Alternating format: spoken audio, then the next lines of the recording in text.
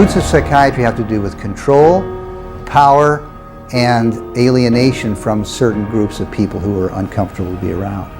They were locked up in these places to get them out of the way. The history of psychiatry, I think, really is related to institutions. בית החולים המלכותי בית לחם בלונדון היה אחד מהמוסדות הפסיכיאטריים הסגורים הראשונים בעולם.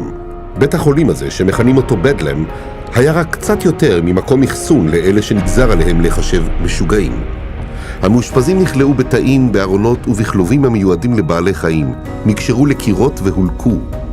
בית החולים גבה דמי כניסה מהציבור שבא לצפות. במאה ה-18, ויליאם בטי היה הראשון לפרסם שהמוסדות הסגורים שלו יכולים לרפא את חולי הנפש.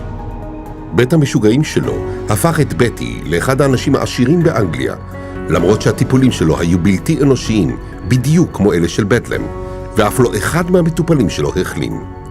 ההצלחה הפיננסית שלו עוררה פריחה בעסקי בתי המשוגעים, והזדמנות לפסיכיאטרים להרוויח מהתעשייה המתפתחת החדשה הזו. This was an era where, on both sides of the Atlantic, specialized institutions for the mentally ill are beginning to be built in large numbers. Those institutions date back certainly to the beginning of the 18th century, and in a few cases even earlier than that. But the explosive growth of an asylum sector, of asylumdom, as some historians have called it, is very much a 19th century phenomenon. It's that period when the state is persuaded to invest tax dollars in building these places. אך בעוד שמנהלי המוסדות האלה התעשרו, הפסיכיאטרים, בגלל שחסרה להם אמינות בקרב הציבור, לא יכלו להגדיל עד למקסימום את תזרים המזומנים שלהם.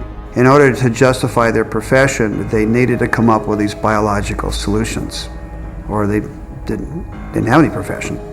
The only way for them to solve that was to attempt to start believing that these people that were suffering from emotional disorders was from a biological basis. Whatever was done to make this person more manageable would be simply called a treatment. And the sad reality is that many of these so-called treatments were in essence torture. The near-drowning devices that were developed in this period, for example, must have been appallingly frightening. For example, one device involved putting the patient into a coffin, closing the lid and dumping it into a bath of water, and then opening it up and trying to revive the patient. There were a range of these things, and the mortality rate was very, very high. הפסיכיאטרים ביקשו לשוות למקצוע שלהם אמינות, באמצעות שימוש בשפה רפואית כאמצעי הסוואה. האריזה מחדש הזו לטיפול ידועה בשם המודל הרפואי.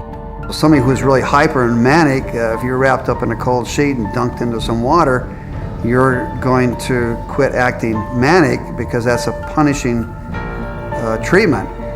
But as soon as the symptoms started to go away, they started to believe that somehow by wrapping them up and dunking them in cold water, it was draining the toxics out of their body.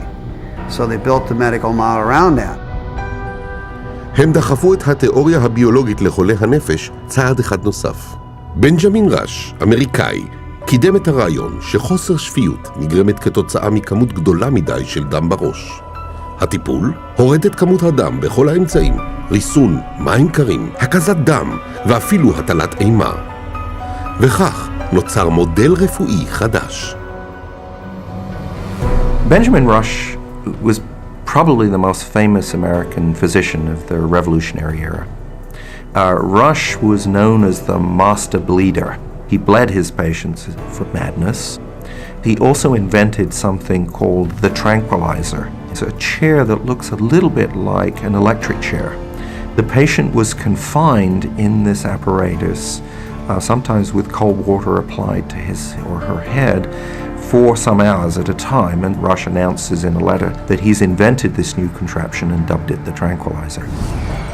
הטיפולים הקטלניים הדחופים של ראש תוארו בפירוט בספרו מ-1812 שהוסיף לשמש מקור הסמכות של הפסיכיאטריה במשך 70 השנים שלאחר מכן.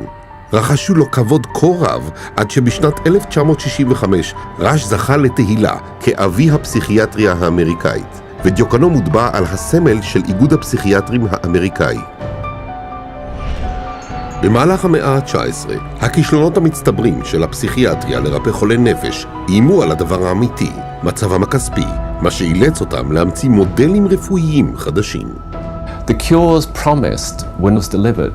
So by the 1860s and 70s, a growing mood of pessimism was covering Europe and North America, that effectively the new institutions were ever growing in size, but not growing in their effectiveness. במאה ה-20 הופיעו מודלים רפואיים נוספים.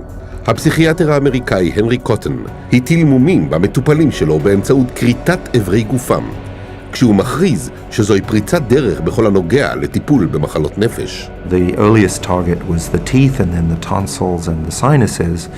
But when patients didn't get better, the enthusiasts for this treatment then started to move down the body and to say, well, obviously patients have swallowed bacteria in their saliva, so stomachs need to go, spleens need to go, colons need to go.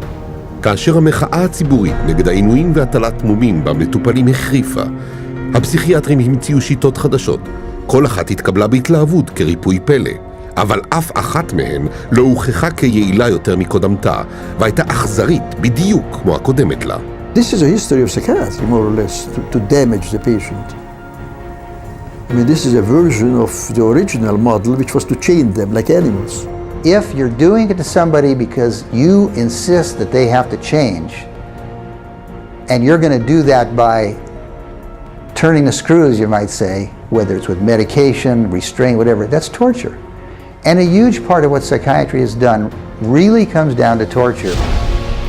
לאורך כל המאה ה-20, הפסיכיאטרים המשיכו לחפש הכרה באמצעות זה שהם העבירו את עצמם לתחום הידע הרפואי. הם רק הצליחו לייצר עוד ועוד אמצעים יעילים יותר שגרמו עינויי נפש וגוף ומוות. מסורת הנמשכת עד היום בפסיכיאטריה המודרנית עם המודל הרפואי הכי רווחי שהיה לה אי פעם. סימום רחב של מיליוני בני אדם. אך כדי לעשות את זה, היה על הפסיכיאטרים קודם כל לנפץ את אחת האמונות הכי מושרשות ואהודות באנושות. הם פסקו שאנשים אינם מה שהם חושבים שהם.